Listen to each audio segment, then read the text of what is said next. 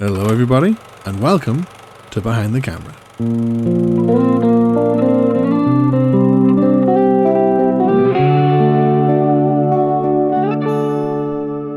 So here we are with episode 93 of Behind the Camera.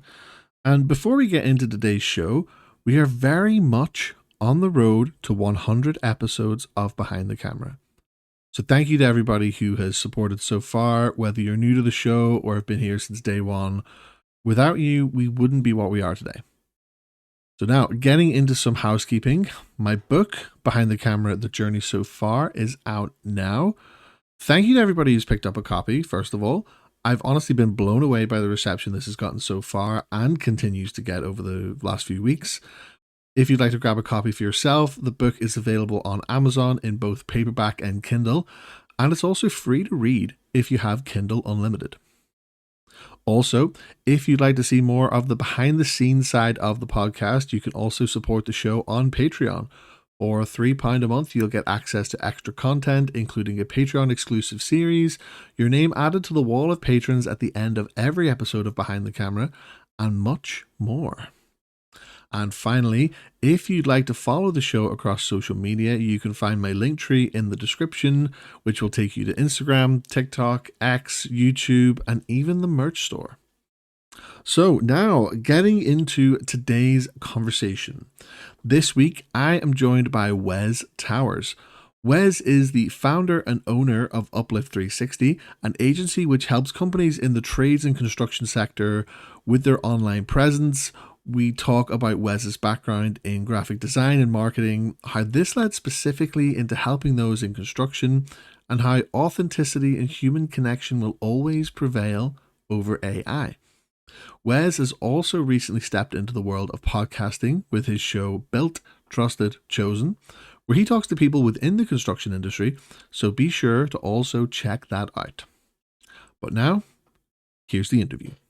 Wes, welcome to Behind the Camera podcast. Absolute pleasure to have you on the show today. How are we doing? Very well. It's an early morning start for me, and I'm all fueled up with coffee already, so ready to get started on this podcast. I am sure. Well, hopefully it's a good start to the day anyway. So you run Uplift360, and you've been doing this for the guts of over 20 years, a digital agency to help builders of trades help with business growth. What can you tell us about your background in this, and your background, I suppose, in marketing and I suppose construction as well, like if that's part of your background? Yeah, well, it's been a wild journey, I suppose, as most people's journeys are once you start to dig into it. But I got into, I studied graphic design / multimedia at uni, and websites weren't really a thing back then. So after that, got a job in a marketing company, and they're an award-winning marketing company. I actually found them in an awards book and just cold called them. So they were a really great company, but they'd never designed a website. They had one computer connected to the internet on a dial-up modem, which is amazing to think this marketing company. But, you know, when you think of marketing these days, you think online. That's nearly where all marketing is done, or for the most part. So things have changed somewhat in the world that we've got to be a part of.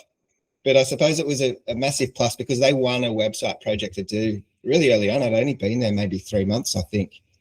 And they said, right, you're the young guy, better figure out how to build this website. And so from there on, I was their website person, also doing the graphic design as I'd always done as I studied. And so, found I really loved the mix of the creative and the technical. That blend was the perfect hybrid of who I am, I guess. Yeah. So, it worked really well. And things have evolved. Started my own business and totally naively had no idea how to run a business, that's for sure. But lessons learned the hard way. And when you're starting out, you haven't got much to lose, really. So, sure. You got to start somewhere, you know, and there's only so much knowledge you can have of starting a business. And it's all theoretical when you start it out. It's like once you get into the practical side of it and this, like, you can't forecast everything that's going to happen, can you? You know, you just got to kind of learn by doing and work out the risks as you go along sometimes. Yeah, you just get stuck in. That's right. And so, I mean, even simple things for me were really difficult. So just doing client meetings. I had never done really any client meetings as an employee. I had a skill set, but I was just overwhelmed with all of it. I remember just sweating, sweat beads rolling off my face. Back in those days, all the meetings were face to face, so you'd go into their boardrooms and so on. And these days, most meetings are online, which is cool. But you kind of learn the craft and the art of it all, of communication and what's important. And you realize people are people, and everyone's got their insecurities, I suppose, and their flaws, and they're pretty forgiving if you fumble and stumble. And even to think about right now, like I would never have been able to do a podcast or be a guest on a show or any of that. It would have just been so overwhelming back in the day. I would never have predicted the lessons I would learn, and not that I'm a polished professional speaker or anything, but I've grown in confidence to be able to at least present. For sure. Like it is amazing now when you're kind of faced with these particular roles, like client meetings and even podcasts as well. Like I think in terms of like personal development, especially with speaking, I think podcast is a huge one. Oh, Because it's so accessible to everybody, more so than like client meetings. Not everybody has clients, but most people can have a podcast. It's kind of a really interesting way. And obviously, like you mentioned the sort of development, how things have changed over like the last like 20 years. Like from this company not even having a website. You've gone from like bulletin boards to what social media is now in the blink of an eye almost. And like that must have been a great time to sort of get into marketing, especially in digital media, because innovation sort of was creating a website, graphic design, and would you say like innovation is kind of like the bar has been raised for innovation, like especially in terms of what you do now today? yeah, definitely. So back in the day, the technical aspect of a lot of these things was the roadblock, because you needed to be a real geek to be able to do anything. But as the technology has improved and advanced to a degree in which more of a creative-minded person can utilize the tools, well, that just opens up the world of opportunities. Things have changed, as I said. So when I first started, I was working in that marketing company, but back then I did go for another job. A friend of mine was working it, and the term they used to use was new media. So anything that was kind of on a screen was this new media, digital, and it was kind of a crazy world back then. They were doing a lot of renders of animations and so on, and back then it would take like overnight to render something out. You'd create it, the animations. It might be just a smooth logo that slides in and does some stuff. You'd set it up, and you would have to wait to see what that final outcome will actually look like in the morning. And you go, oh man, it's too fast to say, let's do that again. Let's wait till tomorrow to see how it comes out. It's crazy to think where we are now, man. AI, a few clicks of a button, you can have almost a full featured movie type scenario. So yeah, it's bizarre. It's frightening too in a lot of ways. But I mean, we can't change the world in that way, but we can certainly utilize the tools that are available to us.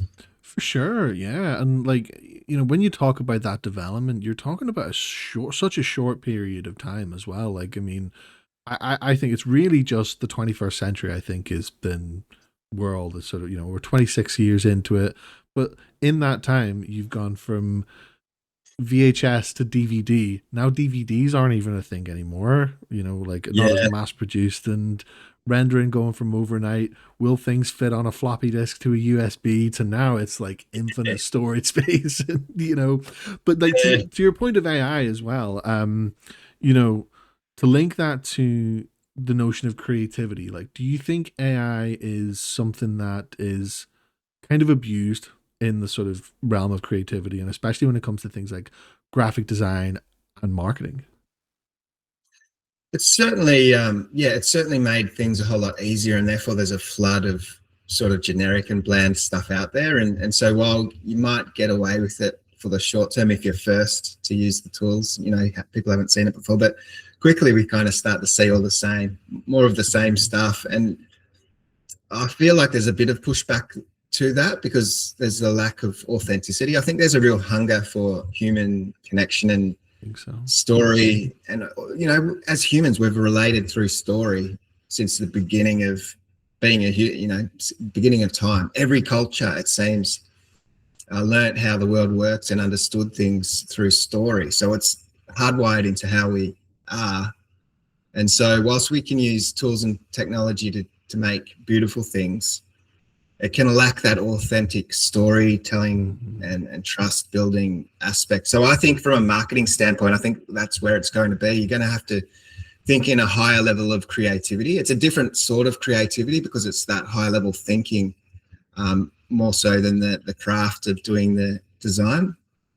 So it's going to be interesting to see how it all plays out, who the big winners are. There's going to be losers. There's going to be people who just fall by the wayside. Businesses fall by the wayside Oh just yeah. because they can't keep up.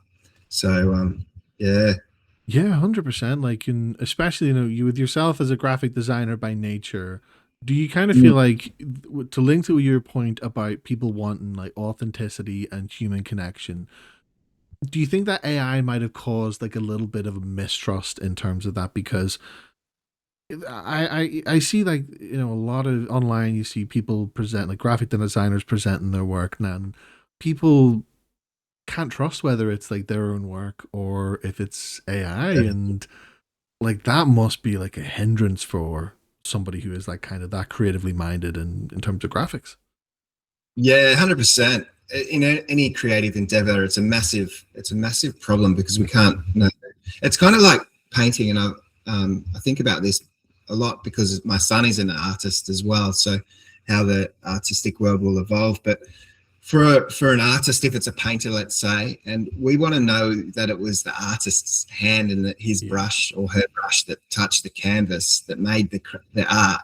You know, you can have a painting that's a replica that's just as beautiful. Even you could have something that's even more beautiful aesthetically, but if it's not genuinely the real artist, it has no value. So that value of the story even behind it, because when we know who the artist is, we know something of their story, which also adds depth to what's going on with the artwork itself. So I studied art history as well at uni as part of the course, which was I really enjoyed. But I think you always appreciated the art more when you understood the artist and their struggles and their Mhm. story and what they were going through at the time. So I think as businesses, we somehow need to think about the world in those sorts of ways as well. What is the story we're presenting? What is the value? How do we present ourselves in a meaningful way in this crazy, noisy digital age with polished everything, but polished and perfect everything, but it seems, but just a lack of depth in it. Yeah, definitely. And, obviously with Uplift 360, you do that for people in construction and trades.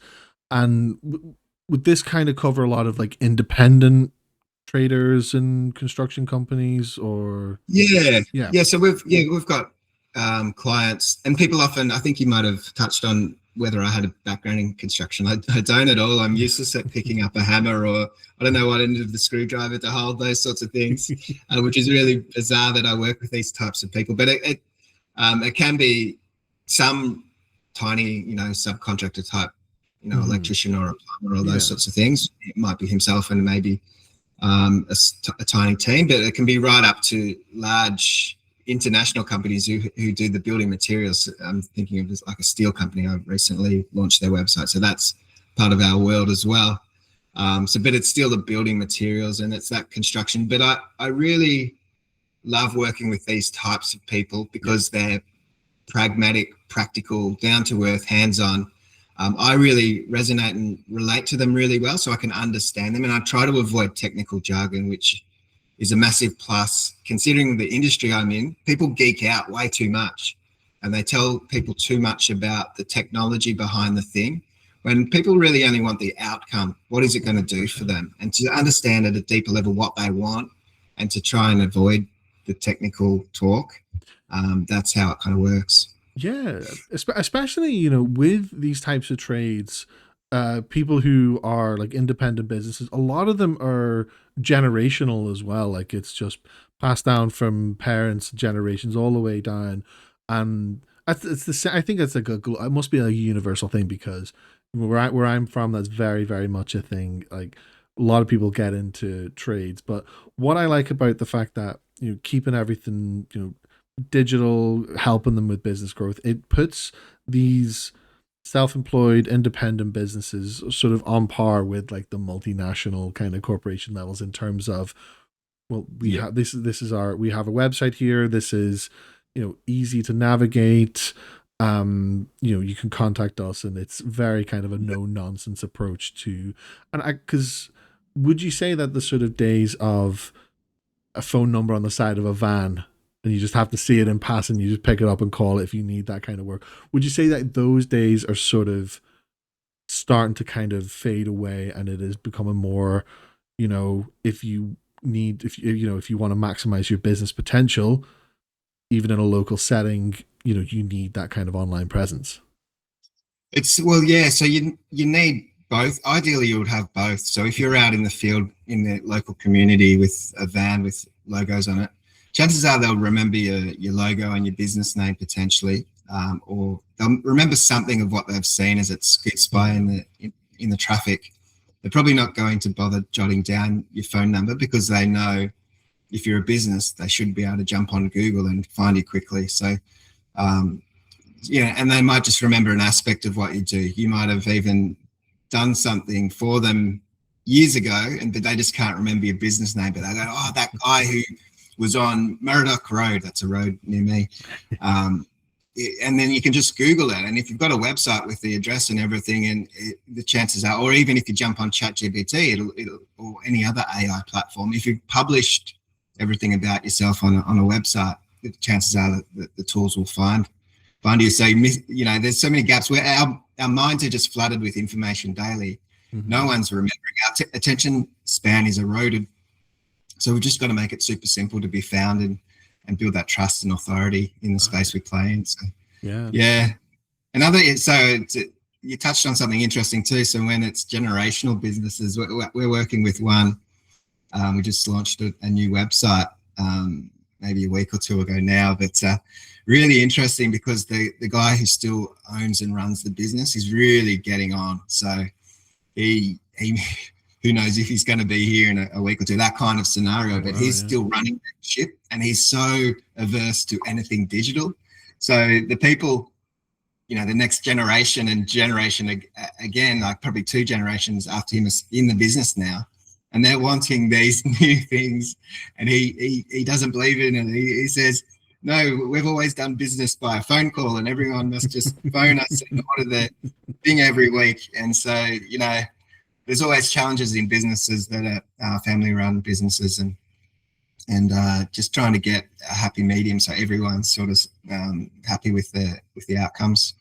Sure. Yeah. Because like even where I'm from, like it's very kind of heavy on generational family run businesses, and me being a millennial, it's like I look and kind of think, I Google these businesses, and all you get is like an address and a landline number, and it's like who has a landline anymore, and it's like you ring up this number, and it's this person's wife is just answering the phone as if it's just someone from down the street ringing. It's like the sort of business acumen isn't really kind of there the way you would expect it as a consumer. But again, maybe that's the kind of mindset that I take into it. But on like such a local setting, it's like if like a builder or a plumber's phone rings, they know it's not going to be someone looking for a chat, it's somebody going to be trying to like hire their services. But Yeah, it's just whenever like for example, for I'll use me as an example, like the first time homeowner, something breaks down, you need a plumber, it's just you kind of expect to go through particular channels like you would with any other business. But instead, yeah. you ring up and you just get some gruff man answer and say, "Well, what's happening? What do you want?" It's just like, "Are you a plumber? Can you help me?" Yes, yeah. Yeah, massive for the smaller businesses. It can be a massive challenge to pick up the phone because you might be on a roof, Yeah, or doing something, and if it's a tiny business, there's no receptionist, so to speak. So yeah, there's a different level of challenges. So yeah, you've got to overcome those things. It's always, and even in bigger businesses, there's always challenges with different even different opinions. I'm thinking of another project. They had a marketing person do all the copywriting, so all the content writing for the website, and there was masses and pages of it. And the director said, "No, we don't. We don't want lots of words on the website. We just want, a few little points." Um, trying to find creative ways to make everyone happy is the challenge, and because we're doing it all the time. So what we did in that instance was we just have everything toggle open. So all you can see on most of the pages is like the heading. And if someone's interested in that thing, they press the little thing and it opens up and they can read a paragraph about it. So everyone's happy now. All the words that the marketing person wanted on the page, technically you can still get to it. But for the business owners who just want, some beautiful images and a few words, it's kind of covering bases there. So that's the craft of the creative craft of trying to figure out solutions. Yeah. Where there's different opinions. Yeah, like, so do you get then like a mixture of clients come to you, one with this is what I want on the website, can you make this happen?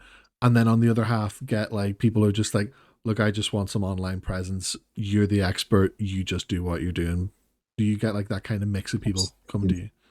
Yeah, so it's such a broad mix of all of that type of thing. So some people have a lot of say in how they want things to be, and that's fine. And others will just lean on our expertise, which is great.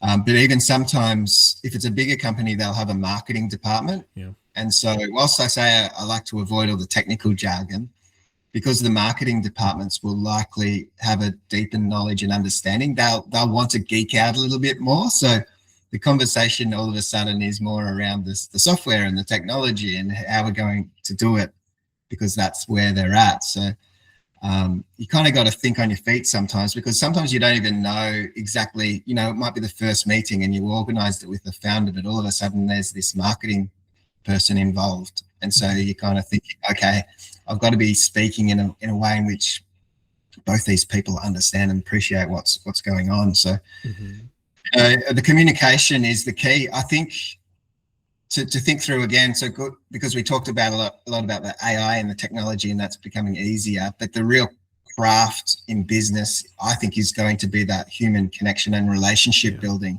So to be able to navigate scenarios where they're a little bit nuanced in what people are talking about and wanting, and understanding their creative. So, one person might describe something in a certain way for the creative, but what they mean with the words that they're using is completely different to the next person. So understanding what people really are trying to say and guide them. That's the skill set that you have to have. I think that's true in any business or any even career path. You've got to think about, hey, what value can I bring to this? Because otherwise a robot might take my job. So.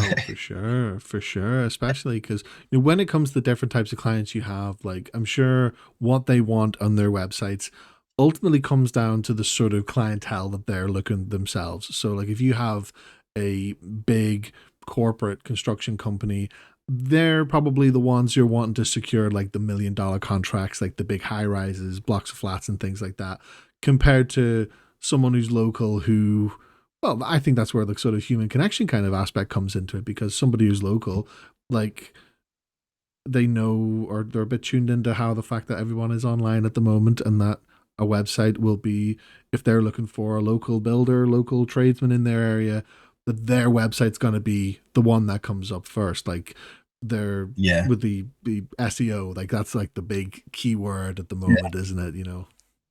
Yeah, absolutely. And that's the interesting thing. So SEO is really powerful for a small business because they're just trying to get found and so on. But some of the large clients we have, they win pretty much all their work through tender. So they don't really need to be found on Google. And because they're playing in a space in which everybody knows who does that service, they're already found by the right people. So the SEO is not a thing to consider, but the website all of a sudden becomes more of a portfolio showpiece where they can display all the amazing work and all the amazing clients. And so people can go and see the proof that they are who they say they are. They're doing amazing work.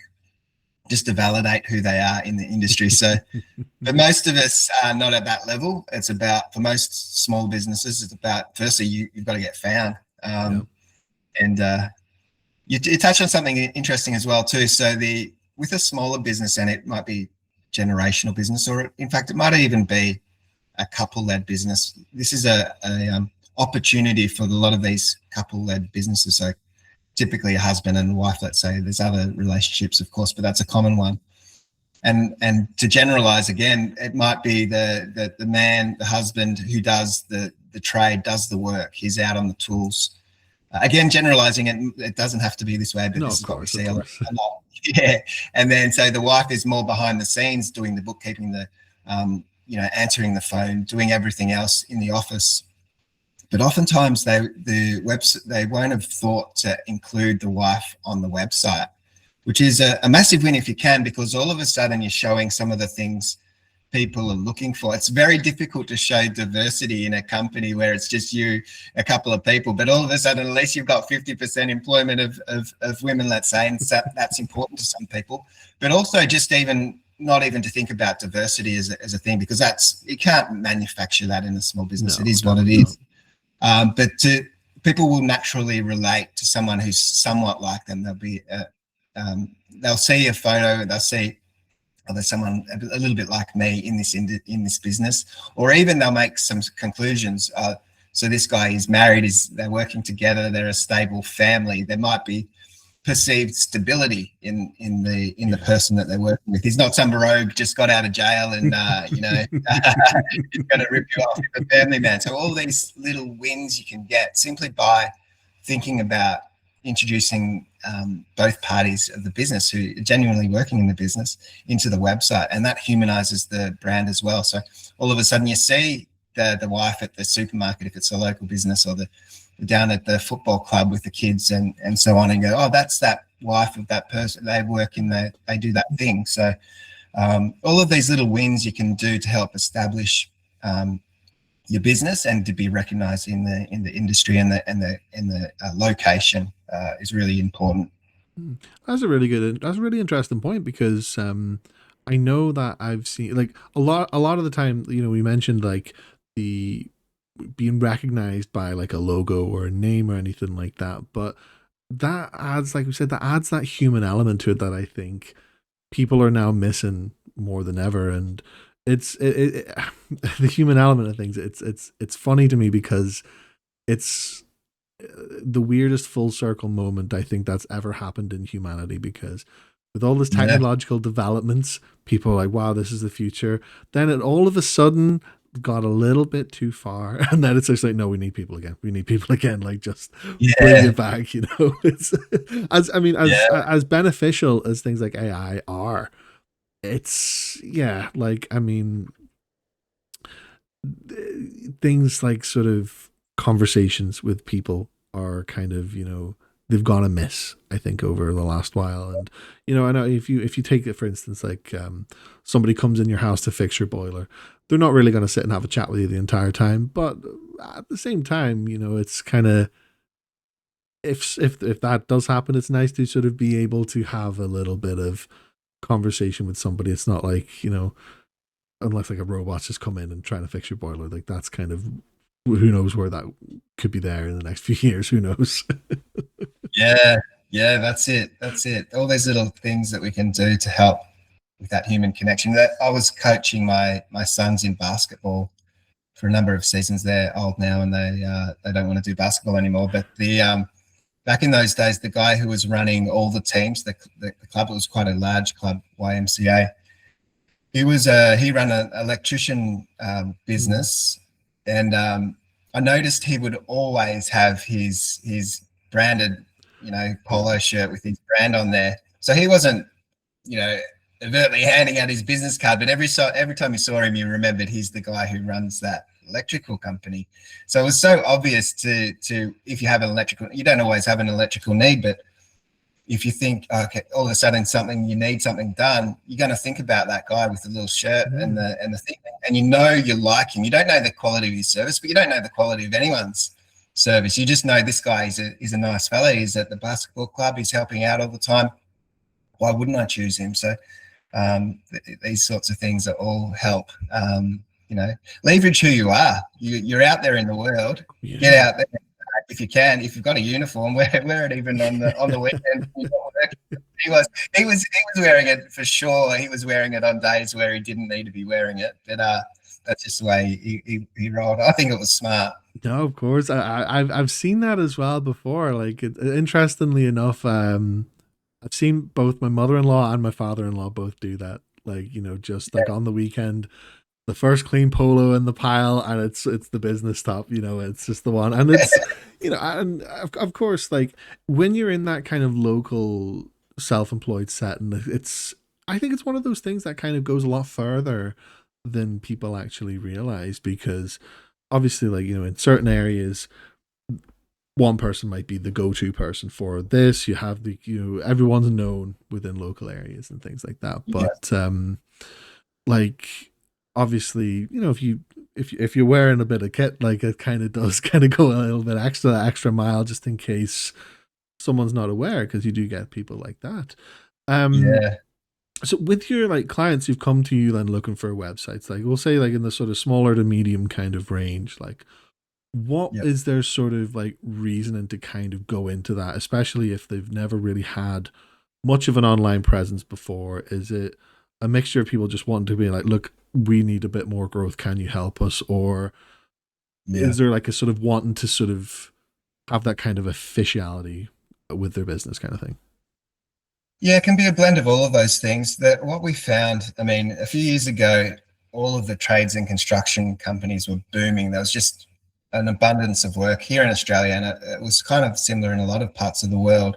There was just so much work, but things kind of changed a bit in Mm-hmm. terms of, things got a little bit scary with the cost of living and a whole bunch of other things. And so some people all of a sudden were thinking, hey, we have to fight a little harder for the work we're getting. And so that's when, if you're not getting the work you once did, you start to think, okay, let's dial up the marketing. What do we need? Well, we need a website as one of those pillars. And so yeah, that's part of what happens. And the other thing too, companies with a website, you launch a website today and you're satisfied with it and it meets what you do. But businesses evolve so fast, and technology evolves so fast as well. So, and what the expectations are. So eventually, over the course of time, you find your website stale and needs to be reworked. So there's that cycle as well. So it's good for us. There's always someone needing a bit of improvement, whether it be for their first website or to improve upon where they're already at. So just so they can get found Mm-hmm. a bit more. So yeah, so the small businesses, well, the businesses in a small location. Say you're a plumber and you're the only plumber in town. Well, you do plumbing for everything and everybody because that's the service you're providing, and that makes sense. But if you're in a large city, all of a sudden things change a little bit. Yeah, and it's better.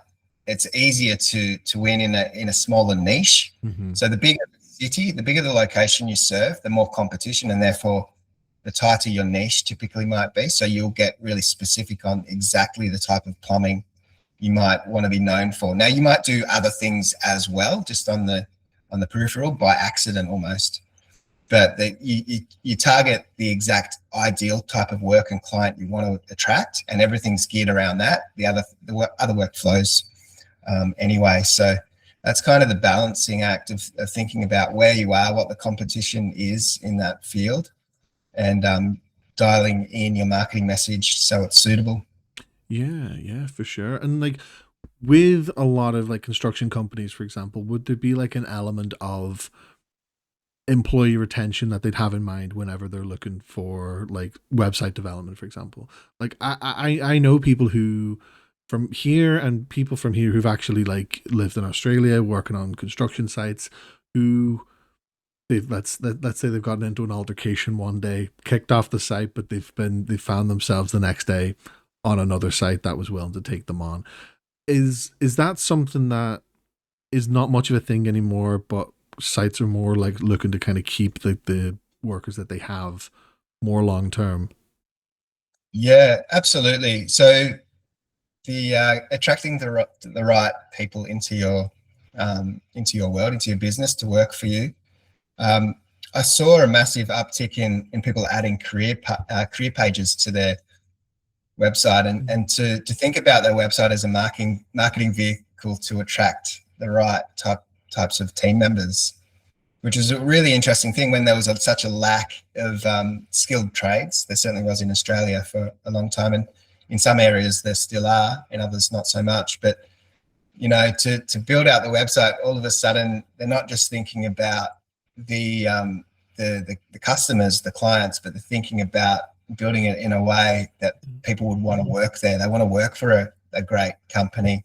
Not everybody. Some people are just happy to plod along and don't really care too much. But the very best people, the very best people to join a team are probably going to consider the career path and what the business is, and how does that take them forward to the next thing. So thinking that all through is important. So yeah, it was an interesting thing. As the world changes and the needs change in companies, so too does the message on the website. Yeah, absolutely. And like with the sort of age that we're in, more people are having an online presence, like, particularly businesses. There's that element of competitiveness. Like people genuinely will, if they're looking to sort of hire out services, people genuinely will go between who has the better website. Like there are times that people will do that. And what sort of tactics would you sort of give to your clients to help them have that competitive edge over others?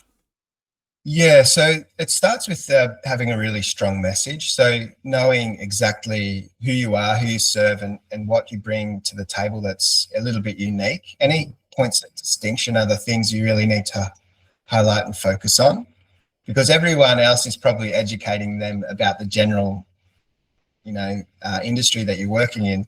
But the things that need to stand out are the differences and the reasons why they should potentially work with you as opposed to everybody else. So focusing the message around that, but designing it in a way that guides the eye to the key messages, but for people to take the next logical step, which is the call to action. So it might be to phone or to request a quote, or get a proposal, or a consult. If it's, if you're building your family home, your dream home, custom builder, they're going to want some initial consultation, so they can talk through their needs and so on. So thinking about what's the next logical step, having visited your website, what do you want them to do, and guiding the eye through that messaging so that is easy.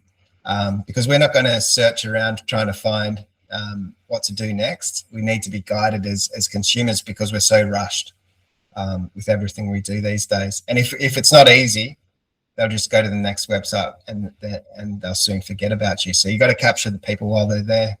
Yeah, 100%. Because like user accessibility is a huge thing, especially I've been on websites before, and I've like I can't navigate this. I can't really see what it is that I'm looking for, and then I mean that's ultimately it leads to like losses for businesses. And like it is important as well to obviously clear, concise, like you say, with a message. And Yeah, obviously with social media, particularly with construction, it's a very visual field. Like the end yeah. result is, like it's what you're really kind of after. Um, would you then encourage then businesses to also sort of leverage their social media and link that then to their websites to sort of help kind of widen the net in terms of potential clientele? Absolutely, it's really powerful if, as you say, some of these projects they're working on are visual, so they can quickly take a photograph, and that tells so much of a story. Pictures tells 1,000 words, or whatever that says. So yeah, that's a massive advantage when you're working in a field like that, and it's just so easy to put it on social media, just to set yourself up with a little cadence. So you take a photograph of the projects as you're working on them, or your team takes the photographs and publishing that on social. The goal, in my view, of social media is to get people off social media, which sounds puzzling, but to bring them into your world because social media is a noisy space. They'll see your thing and then they'll see someone else's in seconds, and then they'll just keep doom scrolling as well. So you want to get them off the social media into your website, which is a deeper level of your messaging. The goal of the website is to get them off the website and into a human connection and conversation where the sale can be made.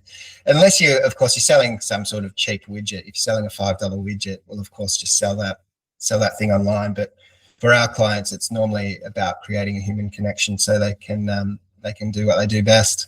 Yeah, for sure. And like, even right from whenever, let's say it's a targeted ad on social media, every single view of that leads to the website, everything about that is transactional until like the deal is done and the final product is there. Like Yeah. it is really like social media as well. I think is like certainly one of the more powerful tools because like you say, but it has to be eye catching. It has to be enough to stop.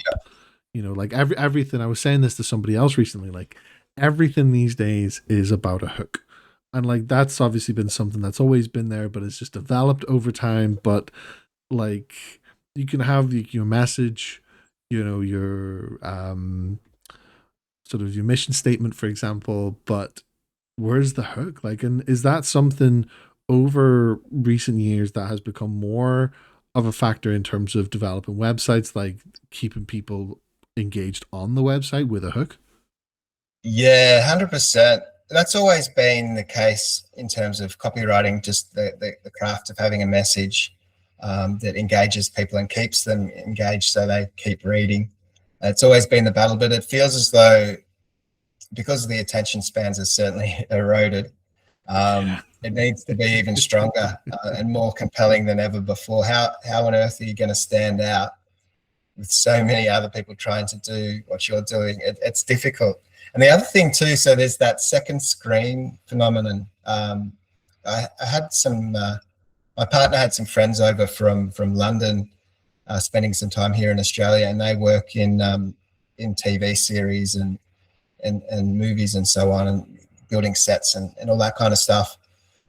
But they were talking about this second screen idea where when people are watching, let's say, a movie or a TV show, but they're also on their phone at the same time because so many people are addicted. So whilst they're kind of watching the show, they're kind of scrolling on their phone.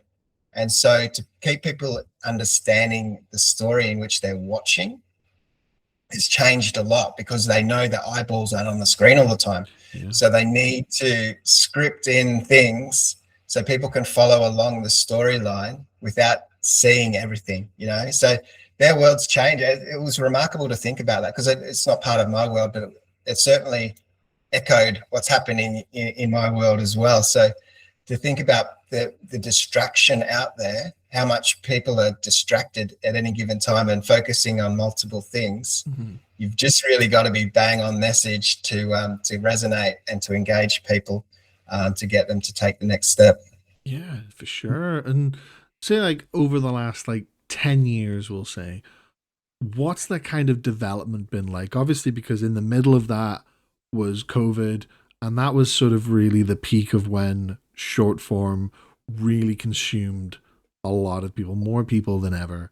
And that's still growing today, but before that, attention spans were a bit more as to what they are now. So like what's the development been like in terms of building websites to and sort of customer demands over the last 10 years?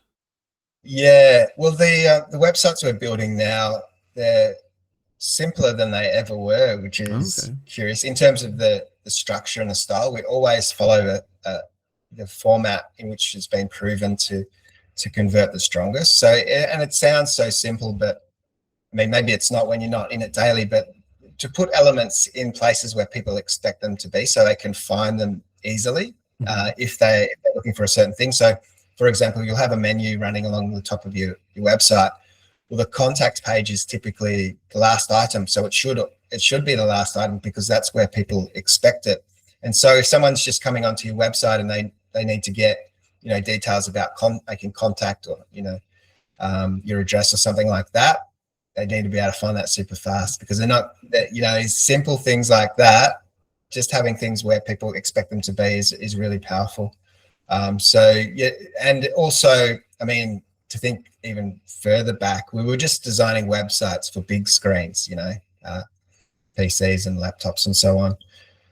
But now you've got obviously the mobile phones, the cell phones, so the tiny screens, and you've got screens anywhere in between with all the different tablets and so on. So, you can't fit as much in a tiny little screen. So sometimes you're designing for mobile first. So you're designing, and because most of your traffic potentially will probably come through a cell phone, a mobile phone. Yeah. So designing it from that perspective first, and then working it into how that translates into the bigger screens. It was always the other way around. You design for the big screen and then try and rework it and massage it to be suitable for mobile. But yeah, it's changed a lot. Yeah, and I think that comparison between big screen and mobile is something that a lot of people in this day and age have certainly forgot about, because like to this day you'll go onto certain sites and you'll compare it between the two, you'll know which one it's optimized for, and it's Yeah, 99% of the time it is mobile these days. Like I've been on so many sites lately where, and I've kind of transitioned now. I use a big screen more than I would my phone, and mm, a lot of there's a lot of sites that I have seen that they are just so not user friendly on desktop, yeah, almost encouraging you to go onto the mobile just because it's a lot more. And I mean, there are aspects of it that should not be optimized that way. Like, uh, I yeah, think they should be equal. I think they should 100% be equal. But if you go onto a desktop site and you have like a like a harsh red background with a blue hyperlink in Times New Roman. Nah, get out of my face. You know what I mean? Like I have yeah, seen far too yeah, many of them on desktop to the point where I just like, fine. I have no trust in yeah, this right now. yeah. Just I because like know. sometimes I think they want the traffic for the mobile, and whether it's to do with an element of care or ad revenue or something like that. Maybe it's just get more ad revenue through mobile. I don't know what it is, but I mean, Yeah. I think it's good that it is good to sort of look at them both and optimize them accordingly. Definitely for sure. Well, yeah, and the other thing too to think about as well, sometimes people will be researching, let's say they're on the train and they've got Yeah, time to kill and they're thinking about buying the thing. So they're researching on their phone, but then they might look at it at a greater level on their PC later. exactly. Yeah, So it needs to feel and look the same so they can get to that point in which they were before, and it's kind of they can find what they're looking for. They might have 100%. started thinking about adding things to that shopping cart, but then all of a sudden, where is it? Where's that thing that I wanted to buy? You don't want to create any resistance to buying your service offering or your product. Exactly. Yeah, Yeah, 100%. It's like yeah, like retail or no, sorry, retail, real estate websites. They're 100% a best example of that. Best example. Like I can say hands down. That's from recent experience of looking myself. But yeah, like it's just that's exactly what it should be. It's more if you're on your mobile, it's because you've either come across it or you've got time to kill, and the work should be done on the computer. Like I mean, I sound very old school, even though like I'm of that generation where it's like glued to your phone. But like I certainly can say that I've like sort of adjusted it from being on my computer all the time. I don't know how necessarily much of a good thing it is, but I prefer it for sure. yeah.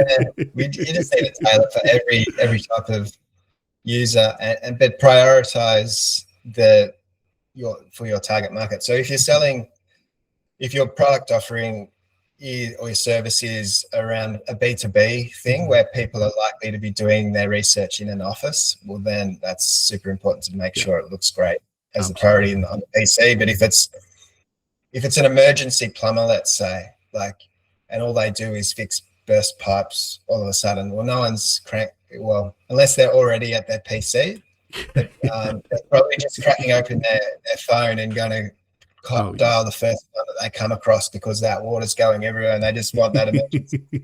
So it hasn't got to be complicated. It's, yes, we fix pipes and we fix them super fast. Call this number. exactly. Here is And a that's it. number. Ring it. Yeah, Yeah, exactly. yeah. So it's, yeah, getting the right message to the market is always the thing. For sure, for sure. Another thing I wanted to touch on as well is you also have your own podcast in Built, Trusted, Chosen. What can you tell us about your podcast and sort of its tie-ins to Uplift 360? Yeah, well, it's only new, so it only launched this year, and I've recorded a bunch, released a bunch. It's been really great. I mean, I've been guesting on a lot of podcasts, so kind of learning the craft by observing, being on the other side. But yeah, it's a different skill set. I think I'm getting better at it. Hopefully, I improve even further. But yeah, it's been wonderful just to speak to people in trades and construction because that's our target market. And not that I'm trying to sell them anything, but it's opening up, it's educating me a lot. So I'm curious and interested in what their world looks like. And so certainly it's highlighted to me a few, nuanced needs that seem to be common in the industries. And it's good for me to understand what's going on at a deeper level. So we've been doing the marketing and, the websites and so on for over 20 years, but to build a deeper level of understanding and knowledge has been really great. So just from my own learning, if there's no other viewer, of course there are other viewers, but for my own learning benefit, it's been powerful. That's incredible. Like, even that in itself, you're speaking to these people who are on the tools and have been for many years, and like that's a good level of marketing in itself, getting real life testimonials from people who have done it for Yeah, numbers of years coming on to talk about it. And what I particularly like about that, like I think there's like a real good niche there because it's definitely the first of its kind from what I've heard about, and I think it's incredible because personally I'm all about giving people a voice who might not necessarily have ever had that chance to get it out. And I think trades and construction, it's yeah, massively important because there's a heavy dependence on that as an industry globally, whether it be from cities to the smallest villages. Like there is a massive dependence, and yeah, we're in a time now where sometimes people will struggle to be able to take people on because they just won't. There's like becoming a lack of interest in it in some aspects in some places, and it's kind of yeah, scary. I think the repercussions of that are particularly scary. yeah. 100%. It's been a really interesting thing. So I've reached out to a few clients who are running amazing jobs.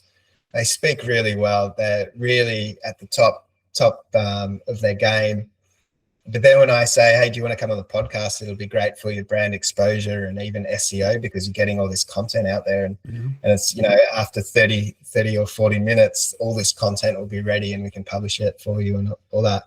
But they just don't want to, sometimes just don't want to be behind the get recorded, which is, but it goes to the point of what I said earlier. Like in my career, I was scared to go to client meetings. So Yeah. we're fearful of things we've never tried or we don't quite understand just yet, and that kind of holds us back in a lot of ways. So I appreciate that. I've been the same. So, but it's been interesting those that you think are really confident, but outside of their world, they're not so much. For So sure. Like, and I think that was specifically with podcasting, that's another thing as well, because like everybody like has their own voice, but I think when you break it down to like what it is in particular with podcasting, like it's like, would you like to be interviewed? It takes away the whole you're going to be on a podcast. It's more you're going to be asked questions in this sort of enclosed environment, and people get terrified of that. Like, I mean, like out of all of the people you've recorded with, were a lot of them was it their first time ever on a podcast or even being interviewed about their work?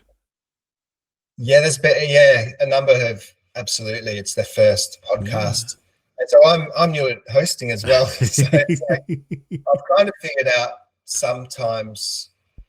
the first one where they'd never done it before, I think they got pretty nervous. But on the fly, I realized, hey, they're just a little bit nervous right now. Yeah. We're just going to talk a little while before we hit record. We're going to talk, have a few jokes, say a few little inappropriate things to open them up a little bit.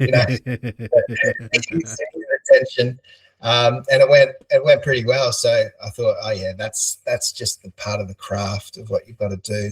I'll get even better at that. I think I'll improve upon that pre. I think what happens just before you hit record is more important than I first thought it would be.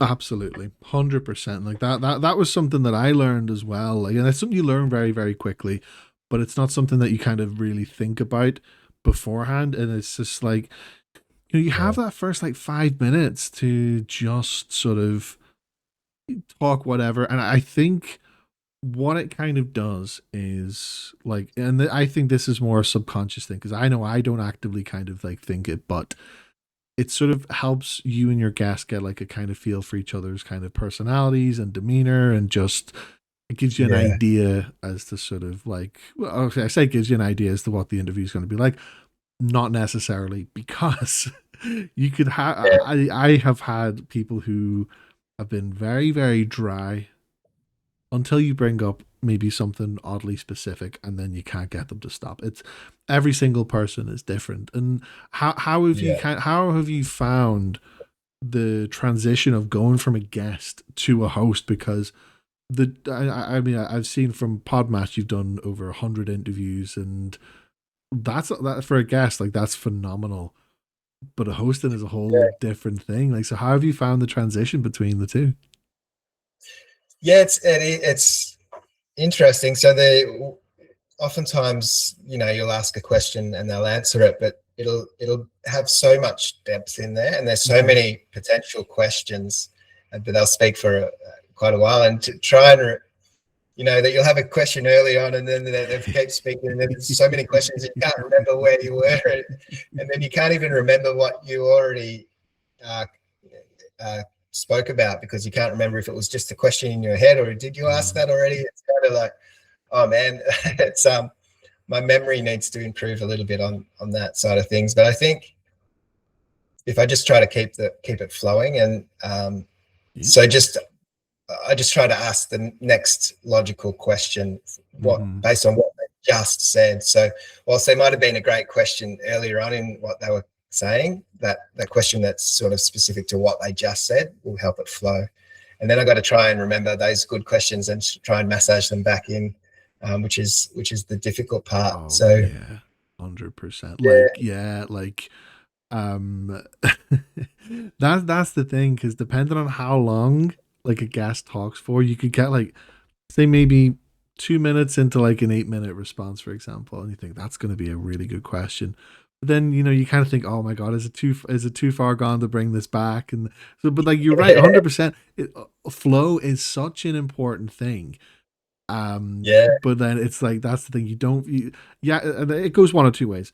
You either have to sacrifice what could have been a great question based on a point that they sort of made in one of their responses, or wait until the next viable moment. And this is what I love about it, though, because as a guest, you 99% of the time, well, maybe not as much, a lot of the time, you're answering the same questions, you're talking in the same sort of theme and the same voice and everything like that. But when it, like, your mind is kind of geared to that, in that sort of like one direction kind of thing, because obviously, you're talking about a certain thing, whether it be you pitch to come on a podcast or someone has pitched you to come on theirs to talk about a specific thing. But when you are interviewing somebody, it's always going to be, it's the other side of the coin, where it's like every single guest you have is going to be different, even if there's a lot of similarities, but your mind is yeah, not stopping at all. Your mind is yeah, constantly, like, you are paying attention to every single word, because this could be where the next question comes from, and it's amazing. Like, and I'm really stoked to hear that it's going well for you, especially in your first few weeks. yeah. Still learning. I think it's keeping me excited about my work as well, because I mean Mm. I've been doing what I've done for so many years.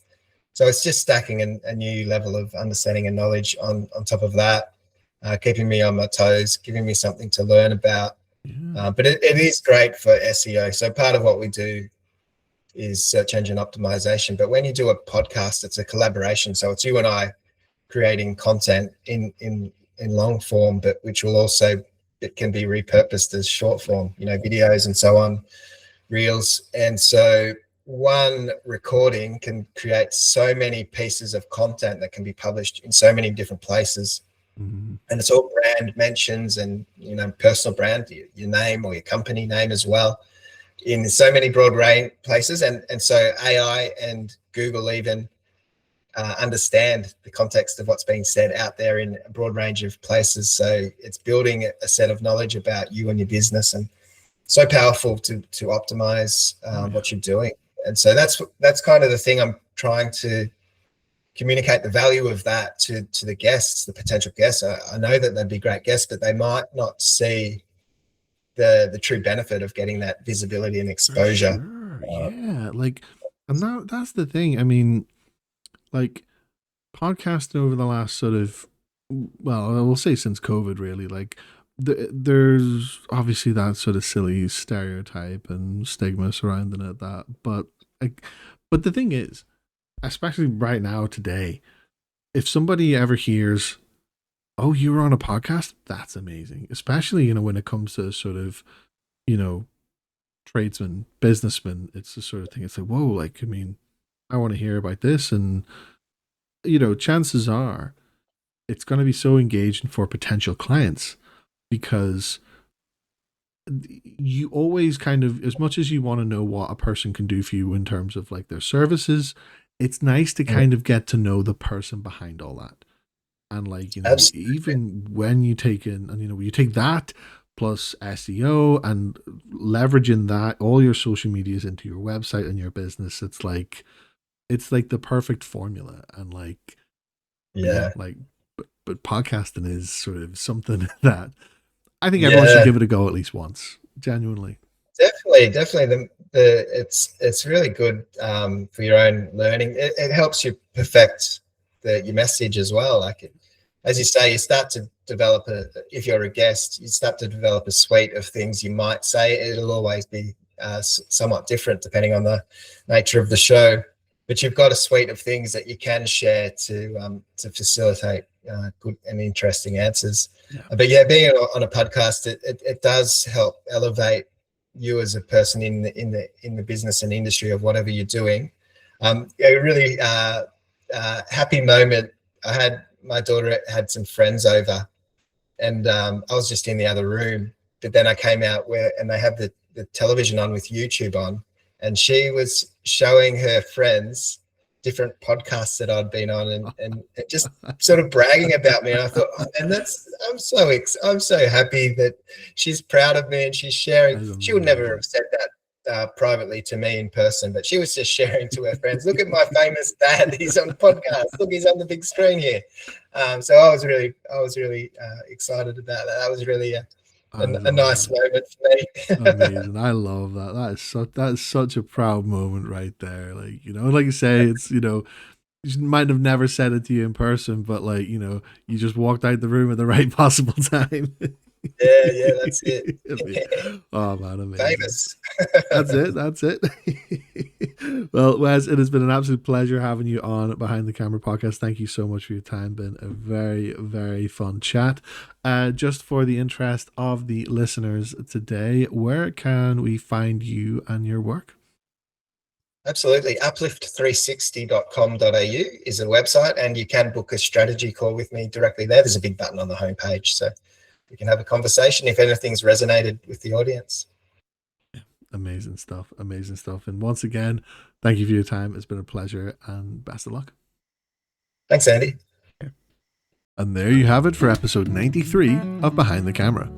Huge thank you to Wes Towers for being this week's guest and for a very fun and insightful conversation. If what you heard today is relative to you or someone you know, be sure to check out Uplift360. Massive thank you to all patrons. Your support is truly appreciated. And as always, if you'd like to stay connected with Behind the Camera, you can find all of my links in the description, including socials, merch, and for my book, Behind the Camera, The Journey So Far, out now. Thank you for listening, for the support, and for being part of the journey. Until next time, take care, stay creative, and I'll see you soon. But until then, peace.